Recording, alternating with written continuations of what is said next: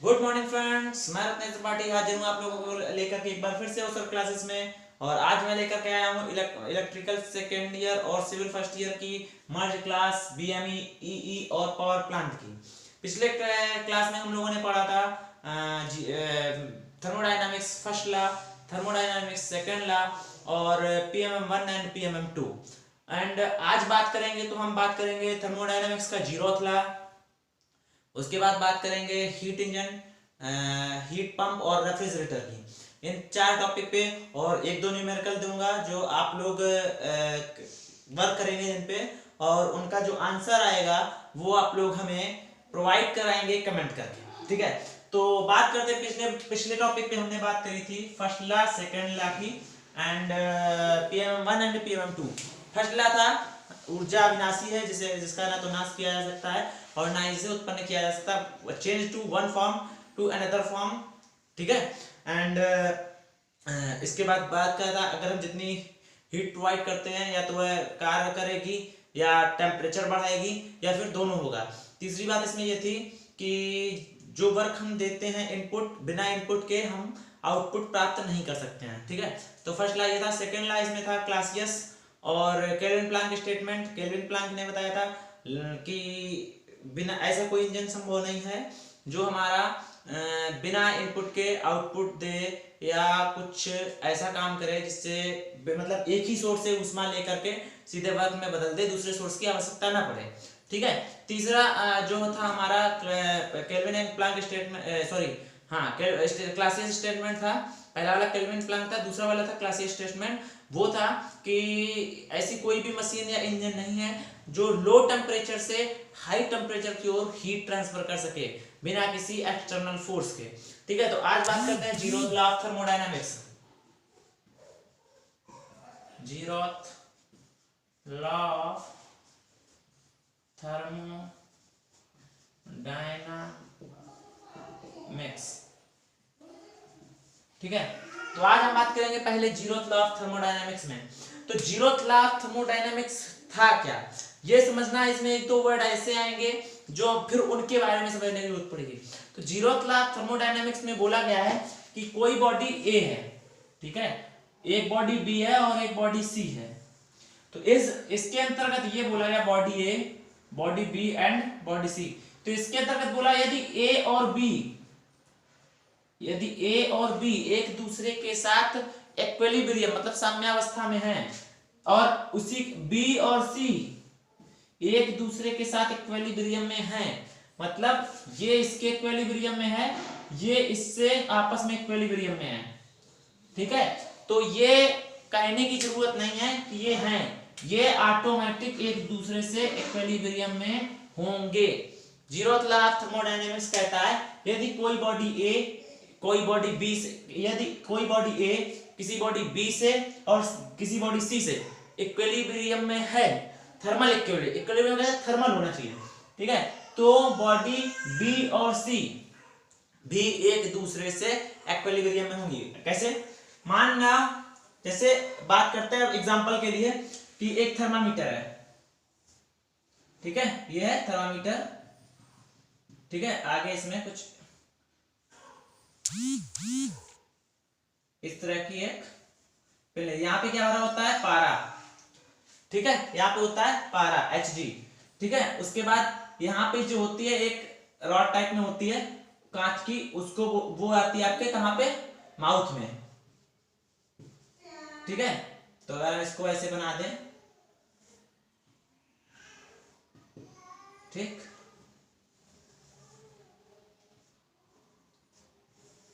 ठीक है, तो कुछ इस तरीके रहता है।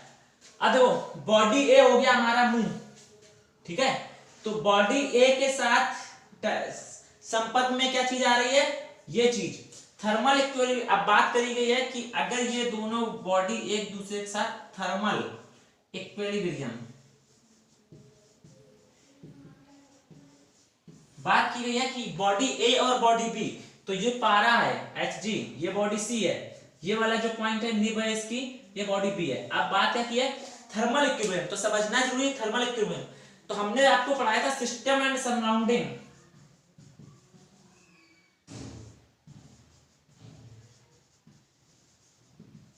तो हो क्या रहा था, सिस्टम एंड सराउंडिंग से हीट एंड मास का ट्रांसफर होता था। हीट का ट्रांसफर कब हो रहा, जब दोनों का टेम्परेचर अलग अलग है। मास का ट्रांसफर कम ज्यादा हो रहा था, ठीक है। तो यहां बात करें हीट ट्रांसफर की, तो जब दोनों का टेम्परेचर एक ही हो जाए, अगर इसका टेम्परेचर मान लो 100 डिग्री फ़ारेनहाइट, ठीक है, जो थर्मामीटर हमारा टेम्परेचर बताता है वो फ़ारेनहाइट में बताता है, ठीक है, और बॉडी का टेम्परेचर 100 डिग्री फ़ारेनहाइट है, ठीक है। बात कर लिया कि बॉडी का टेम्परेचर 100 डिग्री फ़ारेनहाइट थी और थर्मामीटर से चेक करना था कितना। तो होता क्या है कि ये पहले होता है 97 से 98 के बीच में, फिर जब ये इसके साथ जाता तो एक समय दोनों का टेम्परेचर हो जाता इक्वल। जब सिस्टम और सराउंडिंग दोनों का टेम्परेचर बराबर हो जाए, इक्वल हो जाए, और किसी भी प्रकार की हीट या टेम्परेचर का आदान प्रदान ना हो, ट्रांसफर ना हो, तो ऐसे सिस्टम और सराउंडिंग को इक्विलिब्रियम में बोलते हैं। जब दोनों बॉडी का टेम्परेचर एक समान हो जाए, हीट और टेम्परेचर का कोई भी ट्रांसफर ना हो एक दूसरे में, तो ऐसे को क्या बोलते हैं, इक्विलिब्रियम, ठीक है, साम्यावस्था में है। तो अब हो गया इसका भी 100 डिग्री, ये इसके संपर्क में आया, ठीक, ये इसके संपर्क में आया, ये क्या हुआ 100 डिग्री से। अब हो गया पारा इसके संपर्क में आ रहा है, किसके, बॉडी ए संपर्क है बी से, बी संपर्क कर रही सी से, मतलब अब ये पारा क्या शो कर रहा है हमें कि आपका टेम्परेचर 100 डिग्री सेंटीग्रेड है। इसने इसको बताया, इसने इसको इससे संपर्क किया, इसके साथ इक्विलिब्रियम में हुई, पहले ये इसके साथ इक्विलिब्रियम में हुआ, फिर ये इसके साथ इक्विलिब्रियम में हुआ। तो लास्ट में हम लोग चेक करते हैं, ये नहीं कहते कि पारे का टेम्परेचर इतना है, हम लोग कहते हैं मनुष्य की जो बॉडी है उसका टेम्परेचर 100 डिग्री सेंटीग्रेड है, मतलब ये हो गया कि ये दोनों भी इक्विलिब्रियम में हैं, ठीक है। यही बोला गया, यदि कोई बॉडी ए बी से, बी सी से एक दूसरे से इक्विलिब्रियम में हो, कैसे, थर्मल इक्विलिब्रियम में हो, तो ए और सी ऑटोमेटिकली थर्मल इक्विलिब्रियम में होंगे, ठीक है। इसको तरीके से बता रहा हूं, डायग्राम अगर आप लोग बनाना चाहें तो बना लें। पहले है बॉडी ए,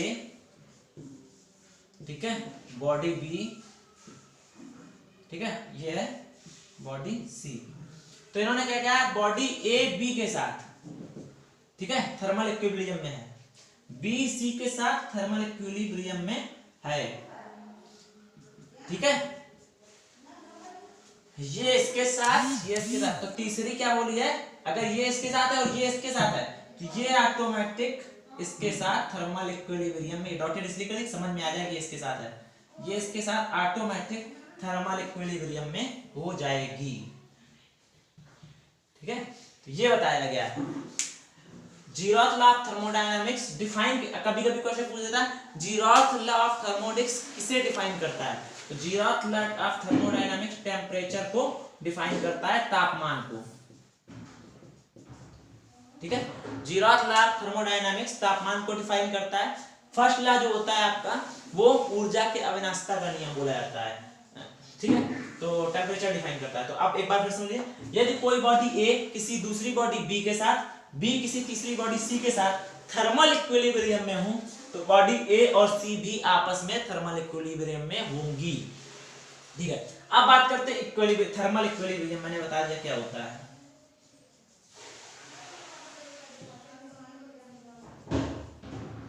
एक बार थर्मल इक्विलिब्रियम सुन लो, ठीक है, साफ साफ लिखते हैं थर्मल इक्विलिब्रियम। तो थर्मल इक्विलिब्रियम क्या है, जब सिस्टम और सराउंडिंग, सिस्टम एंड सराउंडिंग, जब निकाय और परिवेश दोनों का टेम्परेचर जो है, टेम्परेचर इक्वल हो जाए, जब सिस्टम और सराउंडिंग का दोनों का टेम्परेचर इक्वल हो जाए, दोनों में एक दूसरे से हीट का आदान प्रदान ना हो, मतलब ट्रांसफर ऑफ हीट नहीं होगा, तो ऐसे सिस्टम और सराउंडिंग को इक्विलिब्रियम, कैसा, थर्मल इक्विलिब्रियम में बोलते हैं। अब जब मैकेनिकल में बात करोगे तो एक हो जाता है थर्मल से ऊपर थर्मोडायनामिक्स,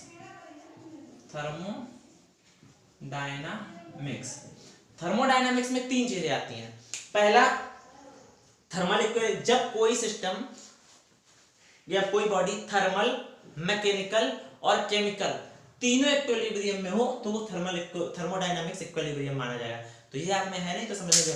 अब जैसे अब बात थर्मल था तो थर्मल हो गई टेम्परेचर से रिलेटेड। बात करते हैं केमिकल, तो ऐसी कोई भी मतलब सिस्टम और सराउंडिंग ऐसे हो जाए कि दोनों में कोई भी आपस में रिएक्शन ना हो, क्रिया ना हो, तो उसको बोल देते हैं केमिकल इक्विलिब्रियम। बात करते हैं मैकेनिकल इक्विलिब्रियम, तो फर्स्ट ईयर में आप लोगों सब्जेक्ट पढ़ रहे हैं मैकेनिक्स, ठीक है। जो लोग सेकेंड ईयर वो पढ़ चुके हैं और जो लोग फर्स्ट ईयर है वो पढ़ रहे हैं। तो मैकेनिक्स में क्या होता है, फोर्स का एनालिसिस करते हैं। हम ये मानते हैं, आज अभी तक हमने फर्स्ट ईयर पढ़ाया नहीं प्रोग्रामिंग फोर्स, ठीक है, तो आज पढ़ाएंगे, जो कल वाली क्लास रहेगी उसमें शायद पढ़ाया जाएगा। तो उसमें क्या मानते हैं कि मैकेनिकल इक्विलिब्रियम, जब सभी लगने वाले बलों का योग, जब सबको जोड़ा जाए तो योग उनका शून्य है, जोड़ा कैसे जाता है उनमें। मान लीजिए बॉडी है, इसमें ये इस तरफ लग रहा है, दूसरा फोर्स इस तरफ लग रहा है, तीसरा इस तरफ लग रहा है, चौथा इस तरफ लग रहा है, पांचवा इस तरफ लग रहा है। तो जो एक या जो अंदर आने वाले होते हैं उनको लेते हैं प्लस, और जो बाहर जाने वाले होते हैं उनको लेते माइनस, जोड़ देते हैं। अगर इनका सबका योग 0 आ जाए, ठीक है, तो हम मान लेते हैं कि ये सिस्टम मैकेनिकल इक्विलिब्रियम में, मतलब साम्यावस्था में, इसमें कोई प्रभाव बलों का नहीं पड़ेगा, जहां है वहीं रहेगा, ठीक है। तो ये होता था, पहला हो गया जीरोथ लॉ। अब जीरोथ लॉ पे आ जाते सीधे सीधे, जब कोई बॉडी ए किसी बॉडी बी से, बॉडी बी किसी तीसरी बॉडी सी से एक दूसरे से थर्मल इक्विलिब्रियम में हो, तो बॉडी ए और सी आपस में भी थर्मल इक्विलिब्रियम में होगी। अब एग्जांपल लिखना चाहो तो लिख लो थर्मामीटर,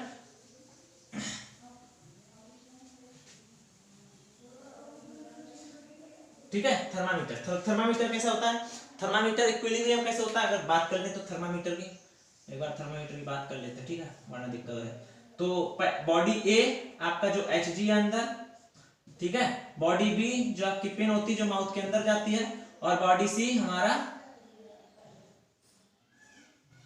जो ये माउथ होगा, ठीक है,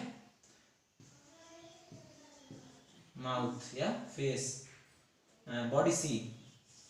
तो होता क्या है, ये इसके संपर्क में आता है, ये इसके संपर्क में आता है, ये इसका टेम्परेचर बताता है, पारा इंडिकेट करता है ह्यूमन बॉडी का टेम्परेचर। तो ये इस तरीके से एक दूसरे के साथ थर्मल इक्विलिब्रियम में होती हैं, ठीक है। अगर डायरेक्ट या ऐसे समझना चाहो, अगर ये डायग्राम अच्छा नहीं लगे तो सीधे सीधे एक थर्मामीटर बना लेना, ठीक है। यहाँ पे पारा भरा है, Hg लिख देना, ठीक है। उसके बाद ये निब है, यहाँ पे लिख देना ह्यूमन बॉडी, ह्यूमन होता है वैसे, ठीक है, ह्यूमन बॉडी, ठीक है। तो ये, ठीक है, ये इसके साथ, ये इसके साथ, और ये इसके साथ, ठीक है, तीनों एक दूसरे के साथ थर्मल इक्विलिब्रियम हो जाएंगे, ठीक है। अब बात करते हैं जीरो, हाँ कल मैंने कहा था कि जीरोथ लॉ, इसको नाम क्या पड़ा भाई, इसका नाम थर्ड लॉ क्यों नहीं कर दिया, थर्मोडायनामिक्स थर्ड लॉ। अगर सबसे, अब ये बोल देंगे कि सर हो सकता है पहले इसी की खोज की गई हो तो जीरो से स्टार्ट कर दिया हो, नहीं, जीरो कोई नाम ही नहीं आता है, सबसे पहले स्टार्ट करते हैं। तो बात करते हैं फर्स्ट लॉ की। तो हुआ क्या था, रीजन ये था, जब खोज करी गई, मतलब फर्स्ट लॉ लाया गया तो उसके सेकंड लॉ भी आ गया। हुआ ये कि जब सेकंड लॉ आया तो उसके बाद इन दोनों को डेफिनेशन देने वाला टेम्परेचर के डिफाइन, क्योंकि वो दोनों भी टेम्परेचर से ऊपर है, टेम्परेचर के जरिए ही चलते हैं। दो सेकंड वाले में कहा गया लो टेम्परेचर से हाई टेम्परेचर पर डिफाइन नहीं कर सकते हो, ठीक है। फर्स्ट वाले में कहा गया कि या तो हीट उत्पन्न करेगा, ठीक है, टेम्परेचर बढ़ाएगा, और या फिर वर्क करेगा। तो जब बोला भैया दोनों चीजें इसमें है तो टेम्परेचर को डिफाइन कौन कर रहा है, कैसे मानेंगे।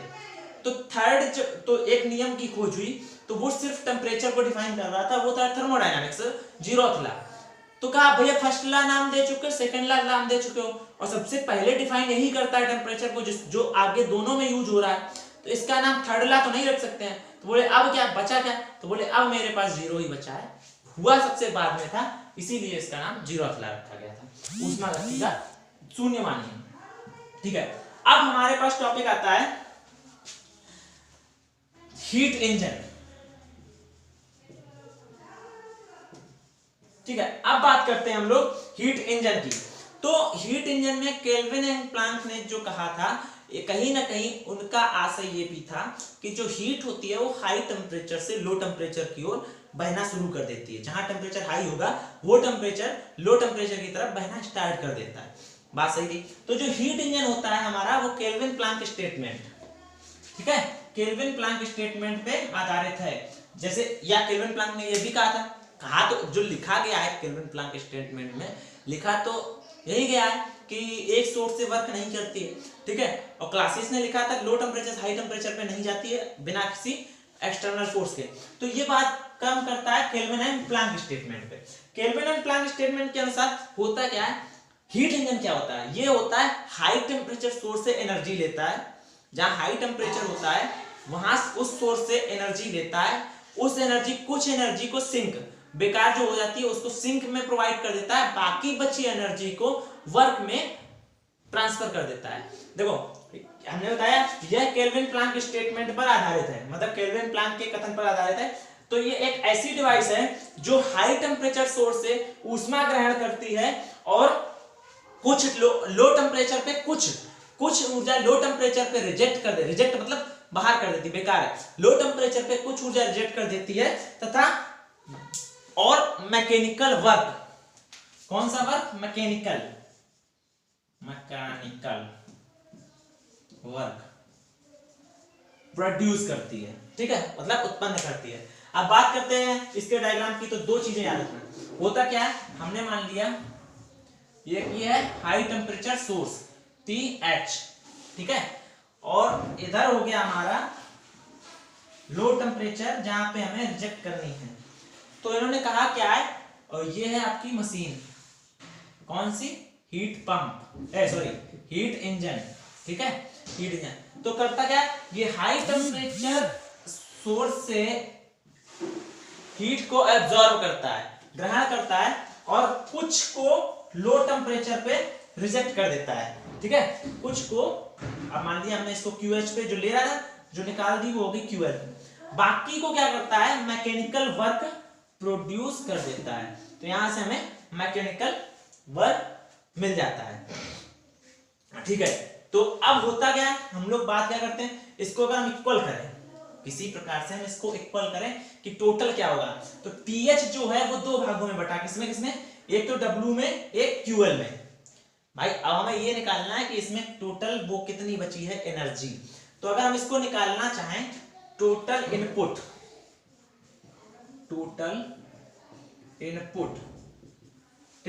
क्या हो गया, हमने भाई QH या QH दिया, हाई टेम्परेचर से हमने क्या दिया, इक्वल टू QH एनर्जी हमने दे दी। अब बात करते थे टोटल आउटपुट क्या हो गया, TL, ठीक है, या क्या QL प्लस क्या है इसके साथ में W, वो भी हमें आउटपुट में मिला है, ठीक है, प्लस इसके साथ क्या है W। भाई आउटपुट क्या मिला, एक तो वर्क, मैकेनिकल वर्क मिला, ठीक है, दूसरा क्या, कुछ एनर्जी इसने रिजेक्ट की। तो ये दो चीजें हमें आउटपुट में मिली, तो दोनों को प्लस कर दिया, ये और ये हमें आउटपुट मिले। अब बात करते हैं बैलेंसिंग की। तो बैलेंस कैसे कर देंगे, हो जाएगा TH equal to W plus TL, या अगर इसी को लिखना चाहें तो लिख सकते QH लिया, W दिया प्लस QL रिजेक्ट कर दिया।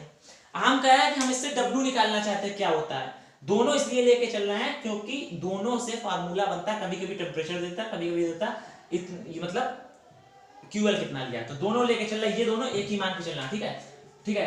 अब बात करते हैं फिर, तो हमें निकालना क्या था, W।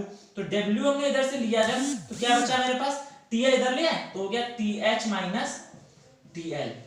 भाई TH टोटल था, TL रिजेक्ट हो गया, तो जो बचा वही तो W बचा मेरे पास, वर्क उतना ही तो किया, ठीक है। अब इसको अगर उस फॉर्म में लिखें QH वाले में, तो W इक्वल टू हो जाएगा QH माइनस QL, ठीक है। तो वर्क हमारे पास ये हो गया, ठीक। अगर टेम्परेचर दिया है तो इस फॉर्मूले का यूज करेंगे। अब हमने बताया था ईटा मतलब इफिशियंसी, अगर हम इसकी इफिशियंसी निकालें कि हीट, मान लो हमने कहा कोई हीट इंजन है जो 100 डिग्री सेंटीग्रेड से ऊष्मा को ग्रहण कर रहा है या अब्सॉर्ब कर रहा है और 10 डिग्री सेंटीग्रेड पे रिजेक्ट कर रहा है, ठीक है, तो और ठीक है, 10 डिग्री सेंटीग्रेड पे रिजेक्ट कर रहा है, तो प्रोड्यूस वर्क बताइए। तो सबसे पहले करते क्या, जो टेम्परेचर होता है, जितने भी न्यूमेरिकल वर्क हम करेंगे हमेशा केल्विन में मान के चलेंगे। तो केल्विन क्या होता है, किसी को भी डिग्री सेंटीग्रेड को केल्विन में बदलने के लिए 273 ऐड कर देते हैं। 300 था, तो अगर हम इसकी बात करें तो ये क्या हो गया, अगर TH केल्विन में लाएं तो क्या हो जाएगा 373 डिग्री सेंटीग्रेड। ठीक है, अगर TL की बात करें, TL अगर हम केल्विन में लेंगे डिग्री केल्विन में, तो कितना हो जाएगा 10 + 273 = 283 डिग्री केल्विन। ठीक है, तो ये होगा केल्विन में। अब हमें निकालना क्या था, टोटल वर्क। अगर हमने पूछा वर्क क्या हुआ, तो बात कर लेते हैं टोटल वर्क क्या होता है। W = TH - TL केल्विन में, तो 373 - 283। ठीक है, और W हमेशा होता है किसमें, जूल में। तो बात करेंगे W = कितना आएगा,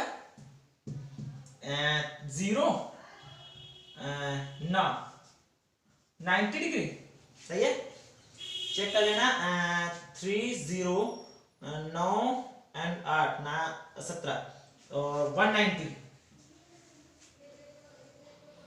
नहीं, सिर्फ 90। ठीक है, हाँ 90 जूल जो वर्क प्रोवाइड किया है इसने हमें, वो 90 जूल वर्क प्रोवाइड किया है। अब बात करते हैं क्या, इसकी इफिशियंसी अगर हमें निकालना हो तो इफिशियंसी, अब ये आते हैं फार्मूले की तरफ। ठीक है, तो इफिशियंसी की बात क्या थी, total output upon total input.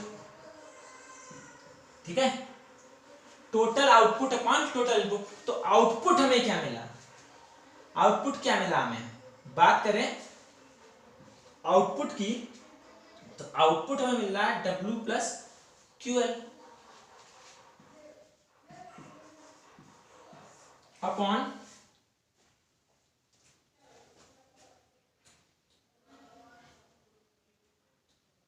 ठीक है,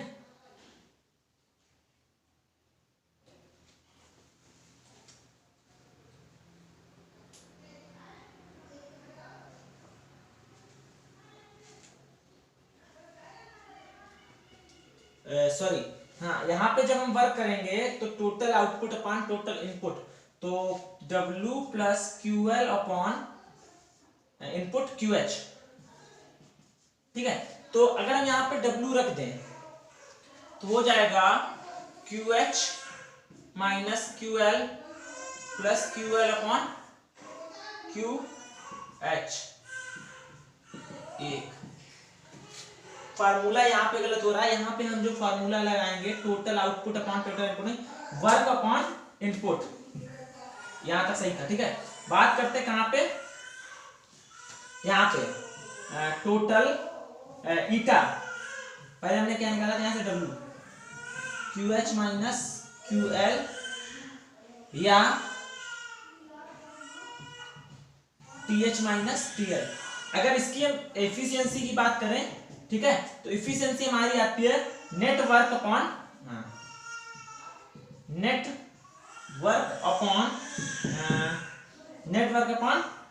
टोटल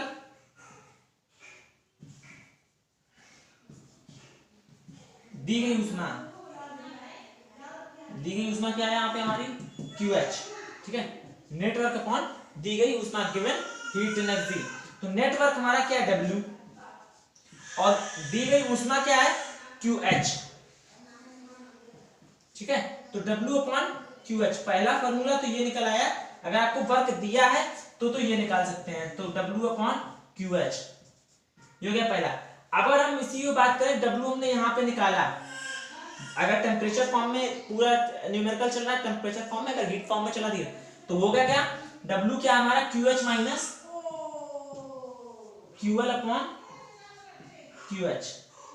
तो ये हो गया हमारा हीट इंजन की जो एफिशिएंसी होती है वो ये निकलेगी क्या, Q हाई - Q लो अपॉन QH। अगर इसको और फॉर्म में लिखना चाहो तो डिवाइड कर लो, QH अपॉन QH - QL अपॉन QH।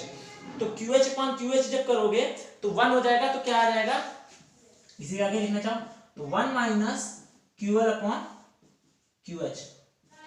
ठीक है, ये जो आएगी। अब यहां बात कर ले इसकी, अगर एफिशिएंसी बात करें तो QH यहां दिया नहीं है तो TH और TL के फॉर्म में आएंगे हम लोग, ठीक है।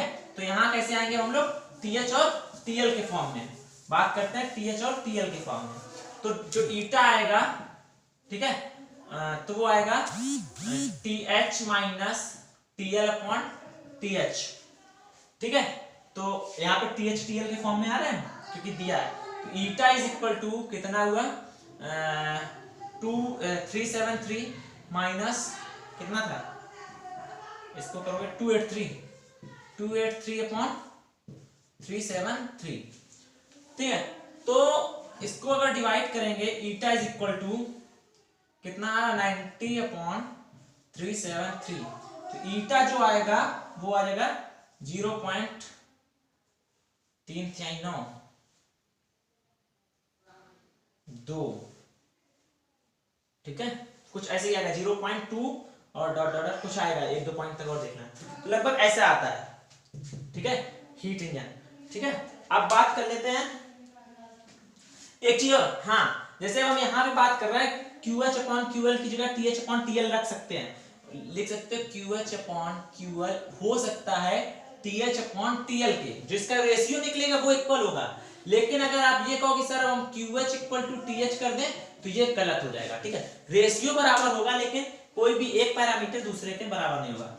इसके बराबर एक हीट इंजन पे एक हम वो बात करेंगे न्यूमेरिकल की, जो मतलब ये तो हमने निकाल लिया, इतनी कम दक्षता नहीं आनी चाहिए एफिशिएंसी, ये तो हमने एक टेम्परेचर मान लिया था। एक ले लेते हैं क्वेश्चन, बात करते हैं फिर आगे की।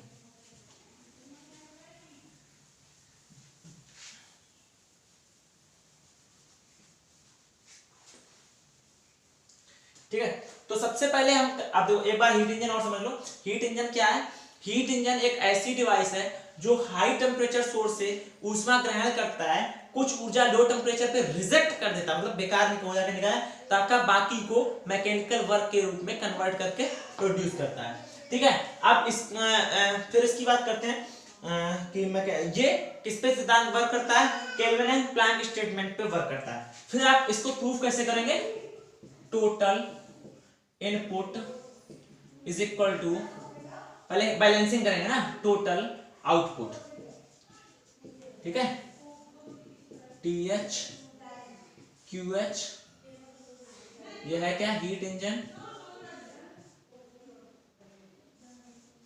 ये क्या है TL, ठीक है। यहां पे क्या था QH और ये क्या था W प्रोवाइड हो रहा है। अब total input is, total input हमने क्या किया है QH, आउटपुट क्या मिला है W प्लस QH, तो W इज इक्वल टू निकालेंगे QL, तो QH माइनस QL, यहां से हम W निकाल लेंगे, ठीक है। अब बात करते हैं इफिशियंसी की, eta is equal to work output upon QH, ठीक है, जो दी गई ऊष्मा है, मतलब इसको ब्रैकेट में लिखते दी गई ऊष्मा, दी गई ऊष्मा, ठीक है, दी गई ऊष्मा, तो वो क्या है हमारी QH। तो ईटा वर्क आउटपुट हमारा क्या है W अपॉन QH, तो W को हम लिख सकते हैं QH माइनस QL अपॉन, पहला ये हो गया, ठीक है, दूसरा QH upon QH minus QL अपॉन QH, ठीक है, दूसरा फार्मूला ये बन रहा है। अगर तीसरे में इसी को बात कर ले, QH से QH कैंसिल होगा, 1 माइनस QL अपॉन QH, ठीक है, तीसरा फार्मूला ये बन रहा है। अगर इसी को लिखना चाहे तो लिख सकते हैं 1 अपॉन TH, क्योंकि QL अपॉन QH is equal to TL upon TH, हमने बताया रेशियो इक्वल होगा, तो इसको लिख सकते हैं TL अपॉन TH। अगर टेम्परेचर के फॉर्म में आएंगे तो यहाँ से पूरा टेम्परेचर शुरू करो, टेम्परेचर फॉर्म में आ जाएंगे, ठीक है। अब एक न्यूमेरिकल की बात कर लेते हैं, इसी में दिया होगा मैंने में, ठीक है, हाँ दिया है, न्यूमेरिकल दिया है, ध्यान से सुनिएगा, अपने मन से भी उसको करने का प्रयास करिएगा, ठीक है। फोर्स लगा है इसमें बोर्ड पे, ध्यान देते रहे, देखो तभी तभी उस पर रिएक्शन भी हो रहा है। तो ये सब दैनिक क्रियाएं हैं, हमारे रेगुलर पार्ट है हमारी लाइफ का, ठीक है, वर्क दिया है यदि एक हीट इंजन 27 डिग्री सेंटीग्रेड, किस पे 27 degree centigrade and 327 degree centigrade, 327 degree centigrade के मध्य कार्य कर रहा हो तो उसकी दक्षता मतलब इफिशियंसी, इफिशियंसी बताइए तथा 5 किलो जूल, 5 किलो जूल कार्य करने के लिए कितनी हीट एनर्जी देनी पड़ेगी। मतलब इसमें दो चीजें ज्ञात करनी है, एक QH भी ज्ञात करना है, ये हमें W दे रखा है। ठीक है, तो क्या बोला है 5 किलो जूल वर्क के लिए कितनी हीट एनर्जी प्रोवाइड करनी पड़ेगी। हीट एनर्जी भी इसी फॉर्म में चलती है किलो जूल में, जूल या किलो जूल में। अब बात करते हैं, अब देखो इसमें हम देखेंगे पहले कौन सा TH है कौन सा TL है। तो ये है हमारा लो, तो ये हो गया TL, ठीक है, ये है क्या TH। हमने बोला था दोनों को चेंज करना आपको केल्विन फॉर्म में, तो TH को केल्विन में जब चेंज करेंगे 327 प्लस 273, ठीक है, W equal to 5 kilo joule. तो क्या करेंगे 600 डिग्री केल्विन, ठीक है। अब हम TL को फॉर्म चेंज करेंगे तो क्या आएगा 27 प्लस 273, ठीक है, तो क्या आएगा इसमें 300 डिग्री केल्विन, ठीक है। अब हो गया हमारा TH और TL के फॉर्म। तो सबसे पहले उसने पूछा क्या है ईटा, तो ईटा की बात करें तो ईटा होता क्या है W अपॉन, या W उठा दो अभी क्योंकि W हम वर्क यूज नहीं कर, वैसे भी आएगा तो बराबर, तो हो जाएगा TH minus TL upon TH। TH हमें पता है 600 माइनस 300 अपॉन TH 600, यहां आया 300 अपॉन 600 सॉरी, तो 1 2 1 2, ठीक है। तो अगर बात करें पॉइंट 0 लगेगा तो 6.3 तो 50, ठीक है। अगर हम 0.50, अगर हम ये किस में आई है इतनी परसेंटेज है, ईटा जो है 0.5 है, अगर बात कर लें तो कितने परसेंट मानेंगे, ईटा 100 से गुणा कर देंगे 0.50, ठीक है, 100 से गुणा कर देंगे तो आ जाएगी कितनी 50%। ईटा जो क्या है 50% है। अब क्या बोला है हीट एनर्जी की बात करिए, कितनी हीट एनर्जी देनी पड़ेगी इसको हमें इतने वर्क के, तो हमें ईटा मिल गया है। तो ईटा जब रखेंगे यहाँ पे, जब रखे आगे सॉल्व करेंगे तो परसेंटेज वाली नहीं रखते हैं, यही रखनी होगी। तो हम बात करते हैं ईटा इज इक्वल टू, एक फार्मूला अपना पढ़ा है W अपॉन QH, यही फार्मूला था। तो हमें ज्ञात क्या करना है यहाँ से QH, ईटा पता है तो हम लिख सकते हैं QH इक्वल टू, इधर है W अपॉन ईटा, W कितना है 5 किलो जूल, ठीक है, और ईटा हमारा कितना है 0.5, ठीक है। तो अगर इसका हटा दें पॉइंट तो ऊपर 0 पड़ जाएगा,